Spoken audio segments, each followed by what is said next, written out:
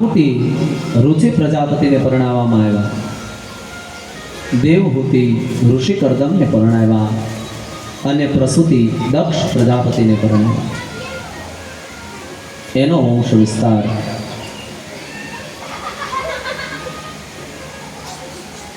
આકૃતિને ત્યાં યજ્ઞ નારાયણ થયા, દેવહૂતિને ત્યાં સાંખ્ય યોગના નિર્દેશક મહારાજ કપિલ થયા.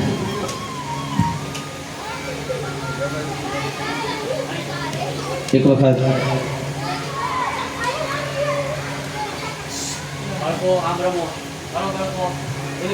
પરમ પિતા બ્રહ્માજીએ ઋષિ કર્દમને આજ્ઞા કરી કે આપ મનુપુત્રી સાથે વિવાહ કરો.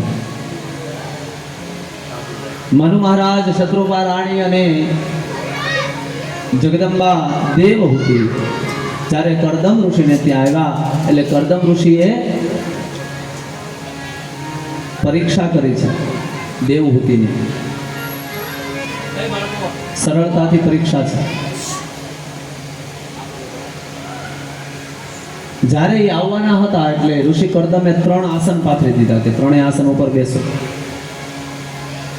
મનુ મહારાજ અને શત્રુપા રાણી તો આસન ઉપર બેસી ગયા, પણ દેવહૂતિ અહીંયા એની પરીક્ષા છે કે જો એ આસન ઉપર બેસી જાય તો પતિવ્રતા ધર્મ લાગે, કારણ કે પતિની સેવા લેવાય નહીં. આવું સતયુગમાં હતું અને હવે એવું નથી.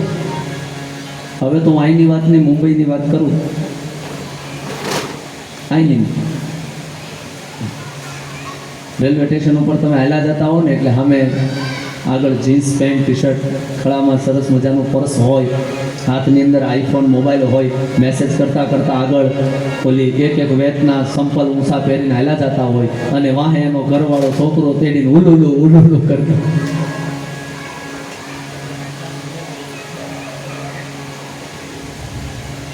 પણ પતિવ્રતા ધર્મ એ સમજાવે છે કે પતિની સેવા લેવાય નહીં. અને જો પાથરેલા આસન ઉપર દેવહૂતિ બેસે તો પતિવ્રતા ધર્મ લાગે. હવે બીજી બાજુ કે એને આસન પાથરેલું છે એનો અર્થ કે પતિએ બેસવાની આજ્ઞા કરી છે, જો ન બેસે તો એ પતિવ્રતા ધર્મ લાગે. એટલે દેવહૂતિએ વચ્ચેનો રસ્તો કરી એના ઉપર હાથ મૂકીને બાજુમાં બેસી ગયા. કર્દમ સમજી ગયા કે આ મારી પત્ની બનવાને લાયક છે અને ઋષિ કર્દમે માતા દેવહૂતિનો સ્વીકાર કર્યો. એમને 9 પુત્રીઓ થઈ, જે 9 ઋષિઓને પરણાવી દીધા. કલા નામના પુત્રી મરીચીને પરણાવ્યા છે. અનસૂયા અત્રિને પરણાવ્યા, જ્યાં દત્તાત્રેયનો જન્મ થયો. શ્રદ્ધા અંગિરાને પરણાવ્યા. ક્રતુને ક્રિયા પુલત્સ્યને હવિર્ભૂ ગતિ પુલહને પરણાવ્યા. ક્રતુ ક્રિયા પરણાવ્યા. વશિષ્ઠજીને ઉર્જા પરણાવ્યા. અથર્વાને ચિત્તી પરણાવ્યા અને ભૃગુને ખ્યાતિ પરણાવ્યા. 9 કન્યા પછી એમને પુત્ર થયો, જેનું નામ છે કપિલ. પરમાત્મા સ્વયં મનુષ્ય રૂપ લઈ બીજા અવતારે ત્યાં પધાર્યા. દેવતાઓએ જે જે કાર કર્યો. બોલો કપિલ નારાયણ દેવ કી જય. કપિલ મહારાજે માતા દેવહૂતિને સાંખ્યોપદેશનો નિર્દેશ કરી અહીંયા માતા પોતાના પુત્ર પાસે દીક્ષા લે છે. આપણી બધાની સમસ્યા કેવી છે કે આપણે કંઈક વાત કરતા હોય, છોકરો કંઈક બોલે તો આપણે એમ કહીએ શાંતિથી બેસીને તને કાંઈ ખબર ન પડે. એવું ન કરો, છોકરાને બોલવા દો. કારણ કે હમણાં આગળ મહાત્મામાં પણ સમજા કે આત્મદેવ પિતાએ પોતાના પુત્ર પાસેથી દીક્ષા લીધી. અહીંયા પણ માતા દેવહૂતિએ પોતાના પુત્ર પાસેથી દીક્ષા લીધી. ઉંમરને વિદ્યાને કોઈ લેવા દેવા નથી. નાનું બાળક પણ તમને મને કંઈક સલાહ આપીને જતું હોય છે. કોઈની પાસેથી સારું શીખવા મળે તો એને ગ્રહણ કરો.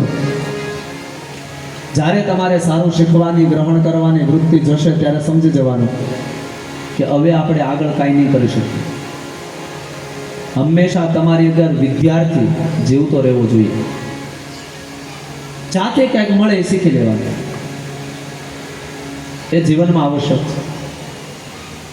આગળ જે પ્રસૂતિ પરણાવ્યા, પ્રસૂતિ દક્ષ પ્રજાપતિને પરણાવ્યા, એને 60 કન્યાઓ થઈ.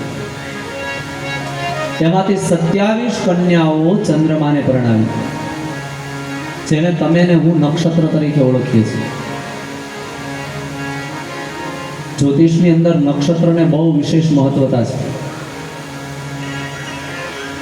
અમારો તો વિષય જ છે, હું બાળકોને જ્યોતિષ જ ભણાવું છું. એટલે અમારે હું જ્યારે ભણતો ત્યારે ગુરુજીએ પહેલાં કીધું હતું, નક્ષત્ર જ્યાં સુધી તમને નહીં આવડે ત્યાં સુધી જ્યોતિષ નહીં આવડે. આપણે છોકરાનું નામ પાડીએ ને, શેના ઉપરથી પાડો? હે? જોરથી. એના ઉપરથી પાડો? રાશિ ઉપરથી. રાશિ ઉપરથી પાડો ને. એ ખરેખર રાશિ ઉપરથી નથી, નક્ષત્ર ઉપરથી નામ છે. ખરેખર આપણા શાસ્ત્રમાં નામાકરણ નક્ષત્ર અનુસાર છે, રાશિ અનુસાર નહીં.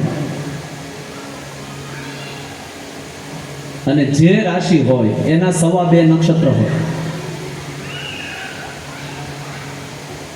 મેષ રાશિ હોય તો એમાં અશ્વિની, ભરણી અને કૃતિકાનું પહેલું ચરણ, આ જ નક્ષત્ર આવે. એની સિવાય ત્રીજું નક્ષત્ર ન આવે. ધન રાશિ હોય તો એને મૂળ અને પૂર્વ ભાદ્રપદ નક્ષત્ર જ આવે. આ એનું એક બંધારણ છે. નક્ષત્ર અનુસાર જ રાશિ ચાલે. નામકરણ નક્ષત્ર અનુસાર છે. પછી જ્યારે આપણે દીકરીના લગ્ન કરવાના હોય ત્યારે મહારાજને કુંડલી બતાવીએ કે આમાં કેટલા ગુણ મળે છે, જોવો નહીં. એ ગુણ શેના આધારે મળે એ કોઈથી ખબર છે કોઈને? એને કુંડલીને કાંઈ લેવા દેવા નથી, નક્ષત્રથી ગુણાંક મળે. બંનેના જન્મ નક્ષત્રથી ખબર પડે કેટલા ગુણાંક મળે છે. કારણ કે નક્ષત્રના વર્ણ, વશ્ય, તારા, નાડી, યોની, અષ્ટધા, પ્રકૃત નક્ષત્રને હોય, કુંડલીને નહીં. ક્યારેક જોજો, રાશિ કુંડલી યાર એને કાંઈ લેવા દેવા જ નથી. વર કન્યાનું મિલન નક્ષત્રથી થાય. પછી કોઈને કોમ્પ્યુટરાઇઝ જન્માક્ષર હોય તો પાછળ મહાદશા લખેલી આવે, વિંશોત્તરી મહાદશા. ક્યારેક કોકે કુંડલી ખોલી હોય તો ખબર હશે. એ વિંશોત્તરી મહાદશા જેના સ્થાપક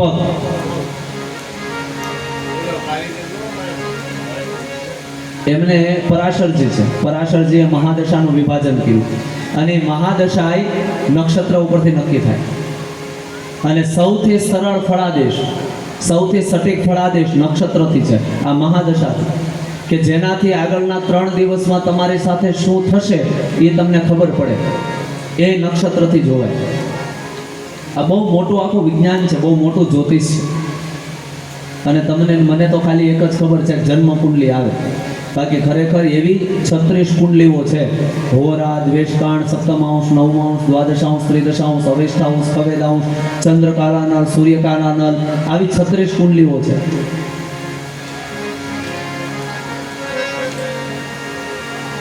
હોરા વે સંપદા સુખમ,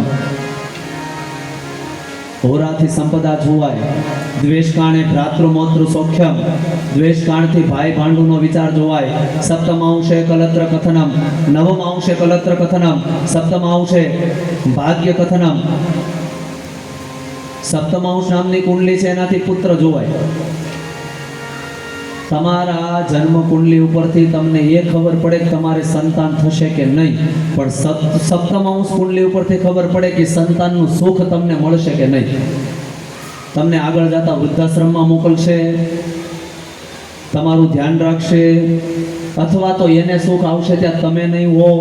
આ જોવું હોય તો સપ્તમાંશ કુંડલી જોવી પડે. આ આખો વિસ્તાર છે જન્માક્ષરનો. પણ આપણી પાસે એવો સમય, જો કે આ હું કહું છું એમ નહીં, આ બધું બાળકોને હું ભણાવું છું, મારો વિષય જ જ્યોતિષ.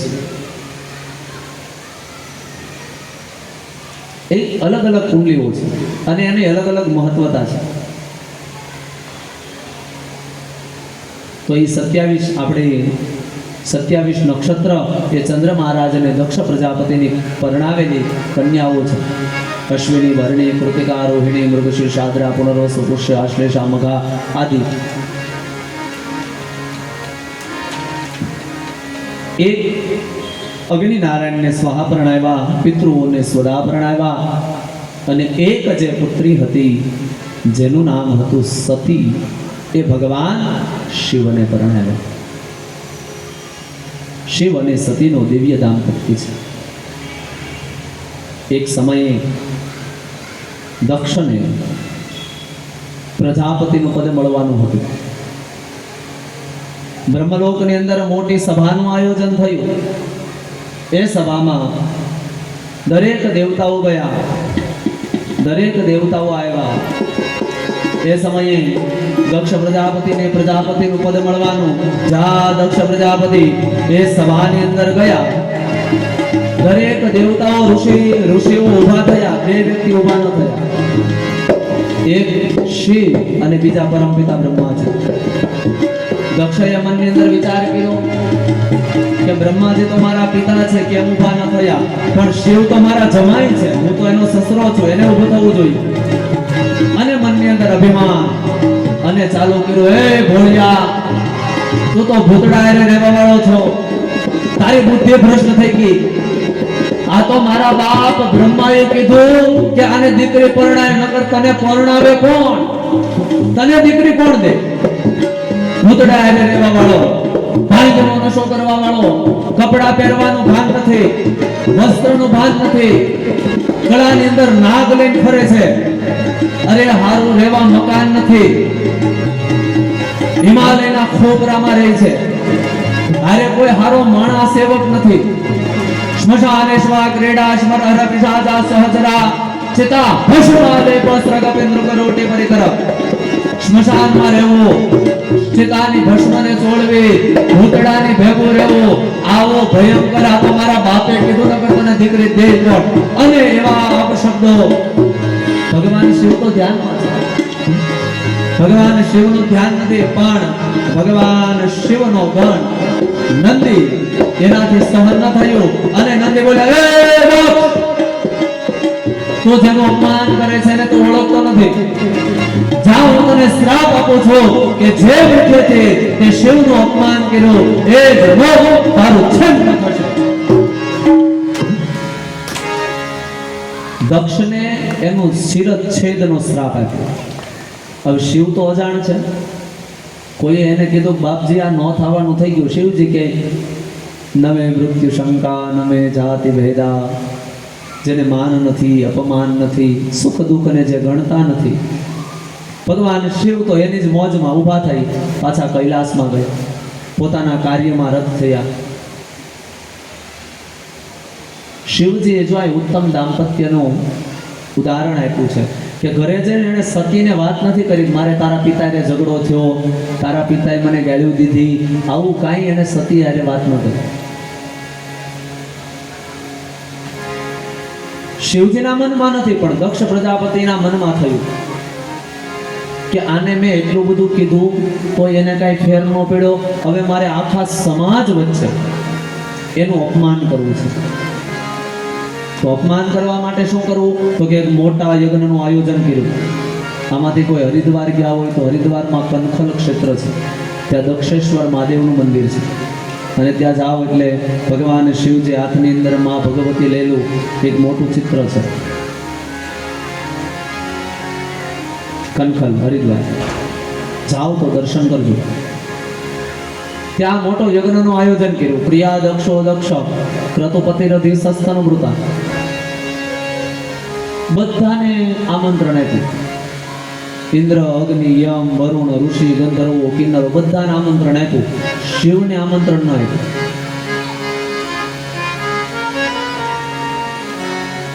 એટલે આ બધા દેવતાઓને ખબર કે આ શિવજી અને દક્ષ સસરા જમાઈ વચ્ચે નાની મોટી મગજમારી થઈ છે. એટલે જે દેવતાઓ યજ્ઞમાં જાય ને એ બધા કૈલાસ ઉપરથી હાલે. તમે જોજો માણસની આવી વૃત્તિ હોય, બે ભાઈઓ બોલતા ન હોય અને એક ભાઈ ઘરે યજ્ઞ રાખે ને તો પાછા આડોશી પાડોશી ભાઈની ઘેર જાય. કાલે ભાઈની ઘેરે આવવા નાખે. એને ખબર હોય કે આને આમંત્રણ નથી આપ્યું, બે બોલતા નથી તોય જાય.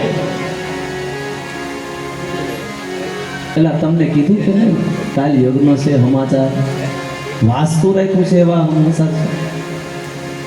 મારે મને પડી. આ તો ઓલા બેન મને કહેતા હતા પોતાને આમંત્રણ હોય, પોતાને ખબર હોય છતાં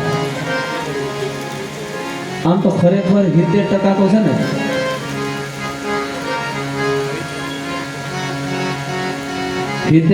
છે ને આજુબાજુ વાળા જ બધા, બાકી કોઈને કાંઈ લેવા દેવા ન હોય. હવે તો ઓછું થઈ ગયું, નકર પેલા નવી પરણેલી વહુ આવે ને એટલે બાજુવાળા શાંતાબેન, કાંતાબેન, જે બેન હોય આમાંથી કોઈ હોય તો એની વાત નથી. હા, નકર પાછા કે મારી વાત કરી દાદા. આજુબાજુમાં શાંતાબેન કે કાંતાબેન કે રેણુકાબેન જે કાંઈ નામ હોય એ બેન નવી પરણેલી વહુ હોય ત્યાં જાય, હે બેટા કેમ છો, જો આમ જો માડી. મને આમ તો કોઈની વાતો કરવાની ટેવ જ નહીં, મને ગમે જ નહીં. અને આખી સોસાયટીમાં, આખા ફ્લેટમાં પૂછવાનું, મારી જેવું સરળ સીધું માણા કોઈ નહીં. આખા ફ્લેટને ખબર હોય કે આમથી ગળે આવી ગયા, પણ મોઢે તો આપણે કોઈની આગી પાછી. આ તો છે ને બેન, જો તું મારી દીકરી છો, કાલ તાર હાપુ મારી ઘેર આવ્યા હતા, આમ જો બેન આ તું દીકરી છો એટલે કહું પાછું આમ. એ એમ કહેતા હતા કે આ અમારા દીકરાની વહુ આવી પણ ઘરનું કાંઈ કામ કરતી નથી, આખો દી ઓલા મોબાઈલમાં લઈને સેલ્ફી પડ્યા કરે, ન જાણે શું કરે, ઘરના કાંઈ કામમાં ભલી વાર જ નથી, એની માએ મીઠું જ નથી નાખ્યું. પણ આ તો બેન થોડુંક તેલ લેવાનું હતું ને, આવીને ઓલી વહુ બિચારી હરખ પદુડી થઈને અડધી બહુણી તેલની આપી દે. પાછા એ ગંગાબેન તેલ લઈને બીજા જાય. પછી દીકરી વહુ બેટા ક્યાંક બહાર ગયા હોય ને હાહુ ઘેર હોય ને ત્યારે આવે, કેમ છો બેન, બડા મજામાં માડી? તને જ ખબર ને, આપણે કોઈ દી વાત ન કરી, પણ આ કાલ હું આવી ને તારી વહુ મને કહેતી કે આ મારી હાહુ છે ને, આખો દી મંદિરે ઓલા કીર્તિ દાદાની કથા સાંભળવા વહી જાય, ઘેરે છોકરા નથી આસવતી. આ હું નથી, આ કાલ વહુ કહેતી હતી થોડોક શેણાનો લોટ જોઈ, એની પાસેથી હાહુ પાલ શેણાનો લોટ લઈ, હું પાસેથી તેલ લઈ ગઈ હોય, પછી અહીં ઘેરે હાહુ બગડાટી બોલાવે ને પાડોશી ભજીયા બનાવીને ખાય. એટલે ખરેખર દેરાણી જેઠાણી, સાસુ વહુ, બંને ભાઈઓ, મા દીકરો, આમાં જો વિખવાદ થવાનું મોટું કારણ હોય ને તે કોઈ ત્રીજો વ્યક્તિ જ હોય છે. ઓલો આમ કહેતો તો પણ બે હાથ જોડીને વ્યાસપીઠ તરફથી તમને એક નમ્ર નિવેદન કે કોઈનું જો ઘર ચાલતું હોય તો એ ઘર તોડવાનો કોઈ પ્રયત્ન ન કરતા. જ્યારે તમે કોઈના ઘરની અંદર કાંડી લગાડશો ને ત્યારે યાદ રાખજો તમારું ઘર ભડકે બળતા વાર નહીં લાગે. ભલે એના ઘરમાં સાસુ વહુને ભળતું હોય, તમારા ઘરમાં ન ભળે તેવો અર્થ કે બીજાના ઘરમાં ન ભળવું જોઈએ.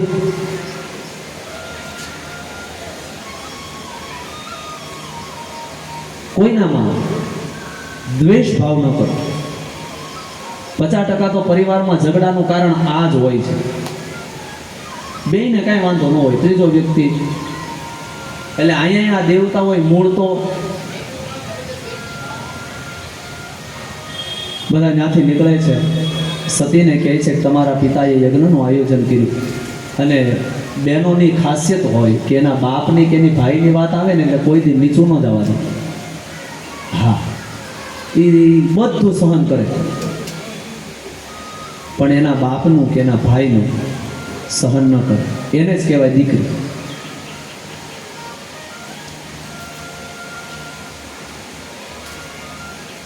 બેનો જ્યારે લગ્ન થાય ને ત્યારે એના બાપના ઘરે પગની માછલીથી લઈ અને છેલ્લે માથાનો અને શું કહેવાય ઘરચોળું, લગ્નનું ઘરચોળું એ બાપના ઘરનું હોય. અને બાપની ઘરે બધા જ પ્રકારના ઘરેણા હોય, પણ કોઈ દીકરી એના બાપના ઘરેથી નાકની ચૂક અને ગળાનું મંગળસૂત્ર આ બે કોઈ દી બાપનું ન હોય. આ બે વસ્તુ હંમેશા પતિની જ હોય. જીવે ત્યાં લગી આ બે વસ્તુ દરેક સ્ત્રી પતિનું જ પહેરે, બાપના ઘરનું ન પહેરે. લગ્ન પછી, પહેલાની વાત નથી. તો કે મંગળસૂત્ર તો પહેલા ન હોય. એ કેમ, એ કેટલાને ખબર છે? હા, આપણો વાંધો છે પહેરી કેમ, એ બધું જાણીનું મતલબ છે.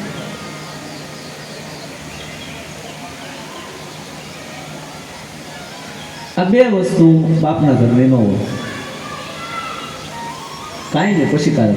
એટલે અહીંયા સતી એણે કીધું હા હા મને સમાચાર આપ્યા હતા પણ હું તારીખ ભૂલી ગઈ. કેદી છે? અરે દેવી કાલે જ. એમ કરીને દેવ